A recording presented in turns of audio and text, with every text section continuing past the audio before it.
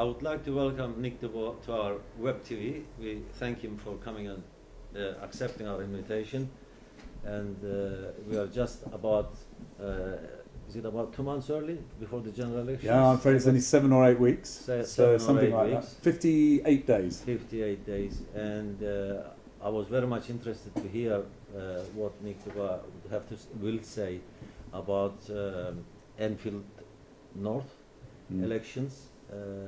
He's been since 2010, I understand. Yep. And Yep. I think the parliament is dissolved the end of this month. Yeah, 30th of March. 30th of March. And then you're all obviously losing all your jobs as an MPs until you're elected again. Yes, it's very brutal. We can lose our job overnight. It can just go like that. That's democracy. That's how it works. Yeah. Let me just say merhaba to all of you here at Olay, and of course all of your viewers. It's a pleasure to be here. This election is, I'm afraid, once again, the most important election that we face for a lifetime. This time it really matters.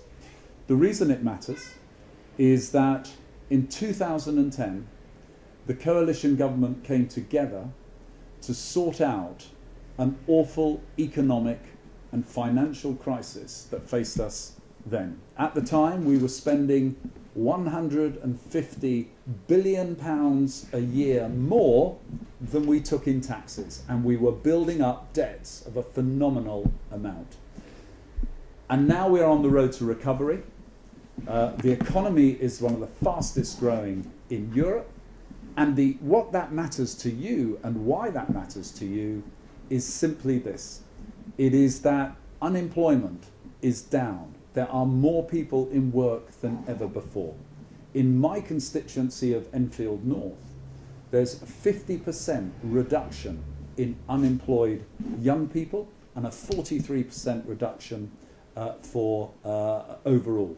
And this matters because this means that people can have the comfort of a regular pay packet, and they can look forward to more security than when they were not in work. And we have to remember that the unemployment for so many people is such a big challenge and such a big problem that our legacy of creating more jobs is something I'm very proud of.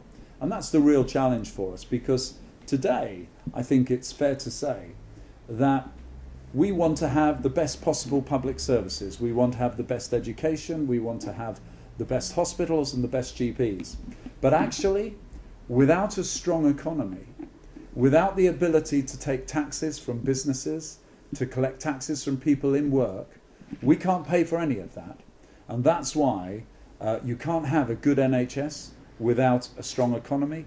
You can't have more schools without a strong economy. And I think the lasting legacy of this government is to put the economy on the right foot.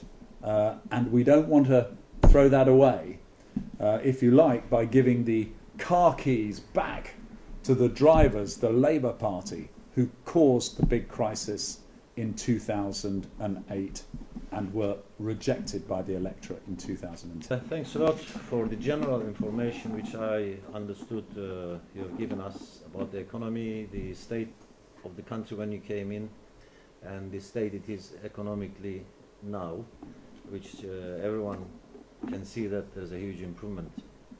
As far as Turkish voters in the area that you will be being elected in the area, from my past experience, I understand that the Turkish-speaking communities is only in the last 10 years started to get involved with politics, whereas what I mean by that, they started to feel that this is also their country, in the sense that their kids are born here, they live here, even though they were always thinking to go back home, they're still here, and their kids will always be here. So they're beginning to think that voting matters now. In other words, in local elections, councils, and the general elections. So we as a paper are trying to sort of highlight matters that influences and affects their daily lives, family lives. And obviously, the way I can see, rather than generalizing what this government did in the country, could you please tell us, you came into Enfield North as an MP in 2010, and obviously you want to continue your job. I remember when you came in, obviously looking at your CV, there was a Chase Farm Hospital, there were jobs, you was against crime, you did a lot of work about jobs as well. So I would like you, if you can, to highlight the points that you have experienced in the area, which you want to continue finishing the job of in the next, probably in the second term. And in the areas where I have made a few notes there, like the way I can see our community cares about benefits, free housing, council tax, jobs. You see the way I see the immigrant communities care about, if they get a good benefit, they're happy. If they get a free hospital, they're happy. If they get a council house, they're happy. But as you have mentioned a few minutes ago, not most of the cases they ask or ever ask where the money is going to come from. So it is a bit of a tricky situation. These guys, obviously, they're new in voting systems in this country, but they like to hear from your experiences in the past 5 years in the area, what you have noticed, what you have done, and what you intend to do for them, for their housing benefits or unemployment benefits, jobs, crime, and whatever. If you can give us some ideas so that at least they know that you are really basically fighting for them or doing the jobs that they expect in the area. I think that's a very, very fair question, a very important question, because when it comes to our futures are actually in our hands. The government's job is to create the conditions, allow the individual to succeed. And I meet so many Turkish-speaking people who want to start their own business, who want to improve their life, as well as have the security of good public services. I don't meet many people who say to me, I want more benefits and that's my future. I do meet people who are on difficult times who obviously want to know what benefits they can have. But actually for me, the future is about providing jobs and opportunities for people. Now, yes, you're right, the government has to set the big conditions, but locally we can do a lot. And I was the first MP to start jobs fairs in the country.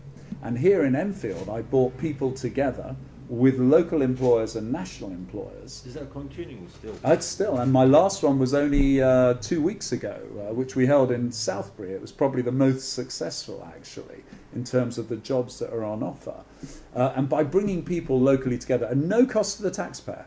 So this isn't the state doing it. I got private sponsorship and people to give up their time free to actually fund the event. Job training placements, but interestingly, whilst unemployment's come down massively, youth unemployment's down 50%, overall unemployment by 43%, I'm afraid people like you and me, who are perhaps over 50, I don't want to speak for you, but actually their unemployment is still a little bit of a challenge. Have you seen positive improvements since you came as an MP into the area? I have seen lots of positive employment with new companies moving into the area and creating new opportunities. But one thing I did was I also created an online forum, and it was at the jobs fair, for the over 50s, who actually have a lot of skill to offer and a lot of opportunity and a lot of skill to employers, but many people feel it's prejudiced against them. They don't like employing older people, and I've been breaking those barriers down locally.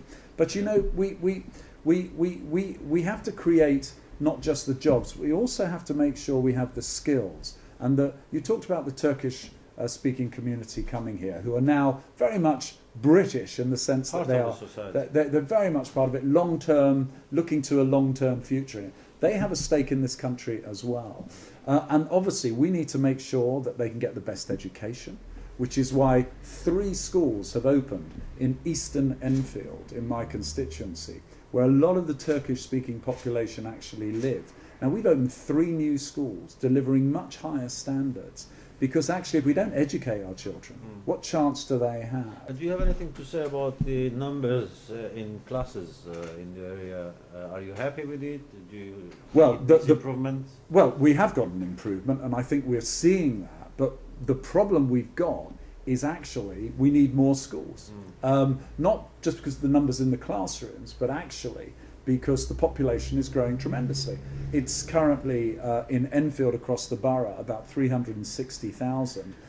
within something like 15, maybe 20 years, that's going to be over 420,000, and we have to be. That's going to be putting pressure on. So you think the answer mostly is number of schools rather than number of teachers?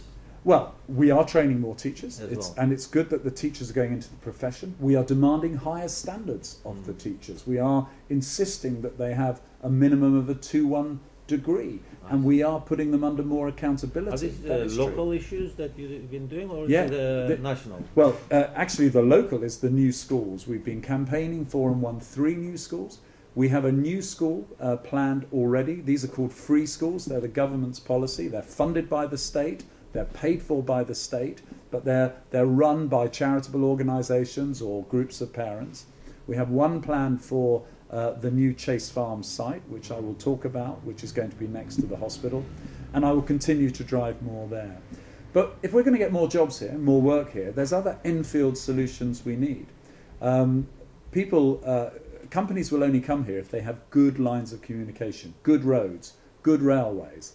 So we've had real problems with railways. The infrastructure. We've had real problems with the railways. They've had a rubbish service. They've been letting people down.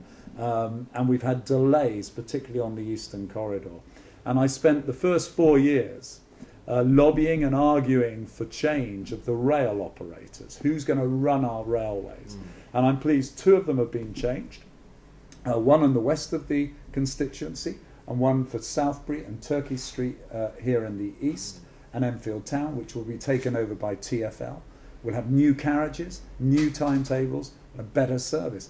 Because passengers, do you know, if you work for 30 years of your life going into London, for example, you can spend 1 year of your life on a train, and I think that has to be a reasonably good quality of life. You need that. And that's change here in Enfield that's been delivered. But we can't stop. So you personally made a difference in all this?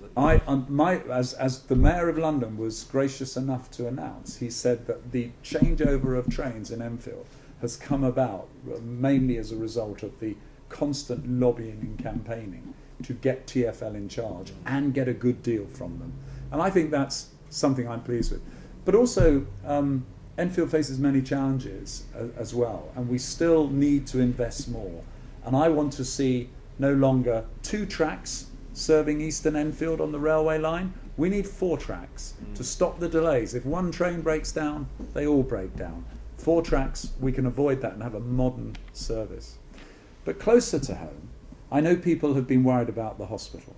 And I'm afraid to say that my opponent, the Labour Party, the lady who wants to be the MP, Joan Ryan, has been putting out some pretty shocking literature claiming that the hospital will close in the next 5 years.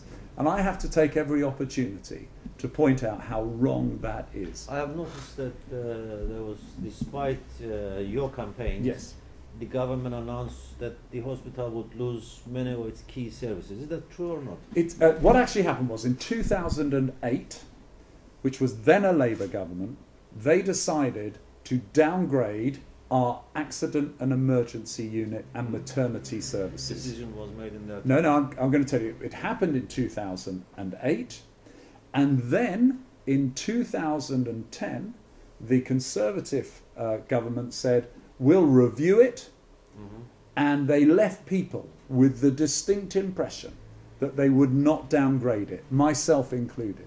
But then, in 2012, it was downgraded, and that was a bad decision by my government. It was a bad decision. That. Oh, and it was. You fought against it. Absolutely, and it was a bad decision by the Labour government. Both parties, I believe, behaved very badly. Despite on that. With all your personal efforts. But since then, what has happened, and I think this is why